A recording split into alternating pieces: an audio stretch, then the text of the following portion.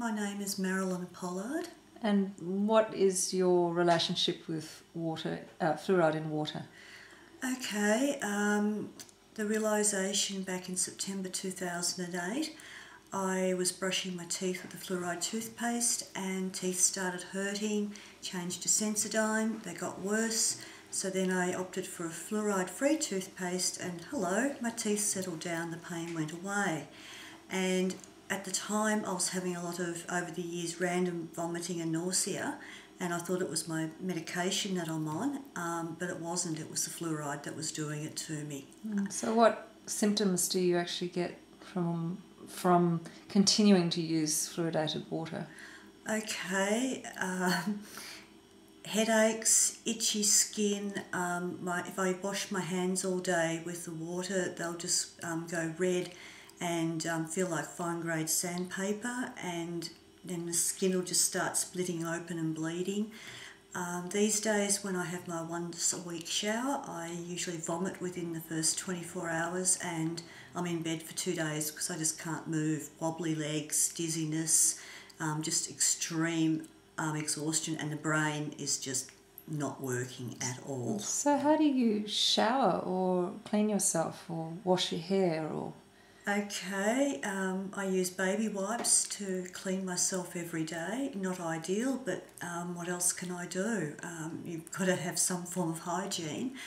And to wash my hair, it's once a week. I have council people coming in and we do it over the kitchen sink. So we just get a great big stainless steel bowl and we boil up the water in the kettle, like the Noble's Puro, and head over the sink, and which is no good for my back, and they just pour the water over my hair and wash my hair, and that's it. And very, very frustrating because, you know, I even have to brush my teeth in the kitchen, and that's a couple of trips backwards and forwards to the bathroom, and yeah, so virtually I feel like moving everything into the kitchen so I can just stay here. And why do you have to use the kitchen so much? Why can't you use your bathroom? Well, I can't turn the taps on to brush my teeth because of the fluoride, and therefore one of these takes up too much room on the vanity unit in the bathroom. It's just in the way.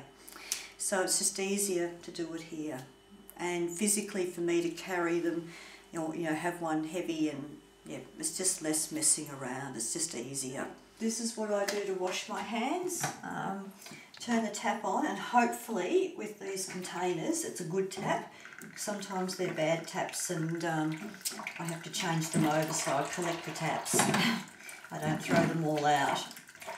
And I save the water that I use from washing my hands, because then I use that to rinse dishes so that I can not have to have so much exposure to the fluoride.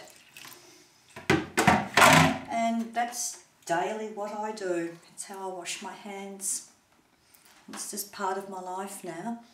But I have to rely on neighbours to bring these containers in out of the car for me, because I just cannot lift them due to my back issues. I've got bad back problems due to an accident as a child.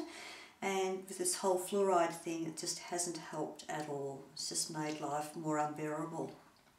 But we work around it.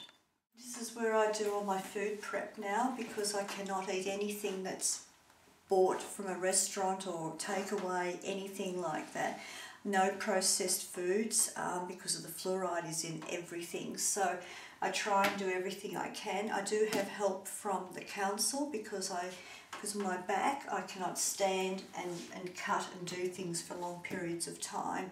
So I wash all the vegetables and whatever I need to wash with my container of water, and like a production line, I put everything in here and the person cuts it all up for me. When they go, I hit the stove and cook it all up.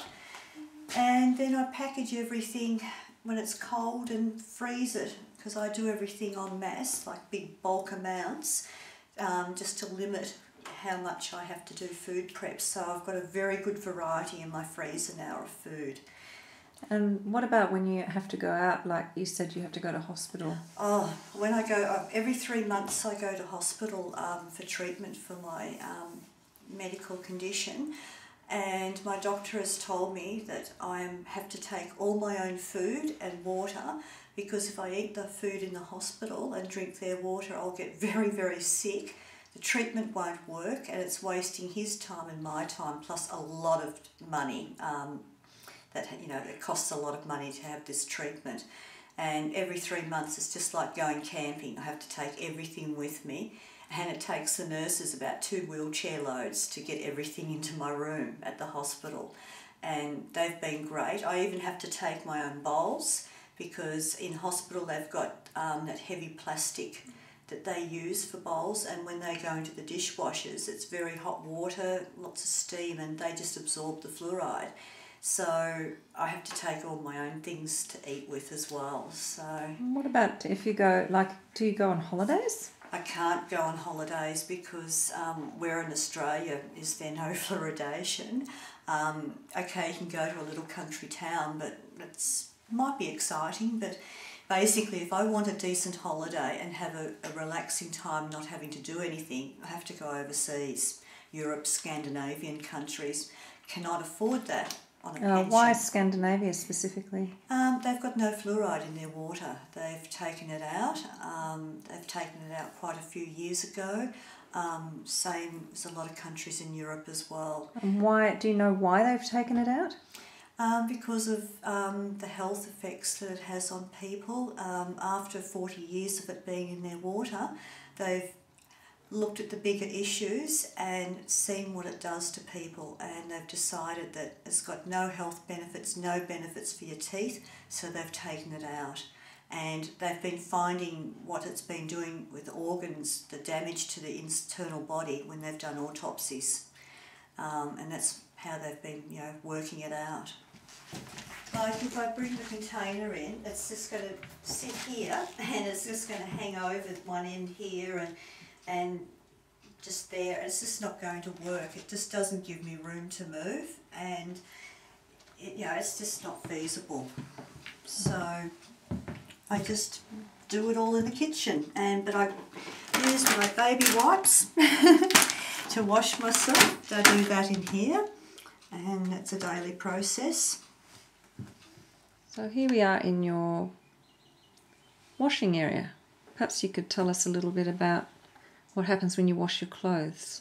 Well, I do what I normally do, used to do before the fluoride went into the water, but now I wash them and I just pray that it's raining so that I can hang my washing out on the line and it gets rinsed. Okay, the rain's probably not perfect, but at least it's rinsing out the excess fluoride in my clothes, because I found that in summer, especially when I perspire, all the fluoride that's in the clothes just comes out, and I'm just constantly scratching, and it's just horrible. I wouldn't wish that upon anybody. I just wish I wasn't so sensitive to it. I just want my life back. I originally was a librarian and started making soap while I was being a librarian, and ventured into being an aromatherapist. I made soap purely because my son being special needs and myself, we just don't like chemicals. And so one way of controlling what our bodies have in contact with is to make it yourself. So I've been making soap now for about 26 years and absolutely love it. But since the fluoride has been put into Geelong's water, I've just been too tired. I just haven't had the energy or the physical strength to continue making the soap. And it's just frustrating the living daylights out of me, because why should something that I thoroughly in love doing, I cannot do anymore. And, but the authorities don't care. I'm just another little person just doing what I do. And, I would love to make soap again, but at the moment, I don't think I can.